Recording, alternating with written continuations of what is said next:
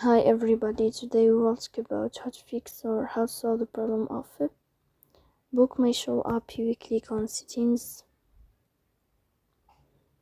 In this page you will go to apps, default apps, app settings. On above you will search about BookMyShow and you will enter. Here you will click on first stop and you will click OK. Then you will enter to the window of storage.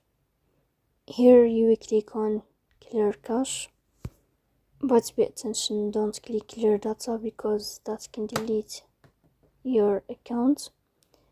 In the end you can turn off your Wi-Fi and you can turn on your Wi-Fi again to fix that problem as you see here.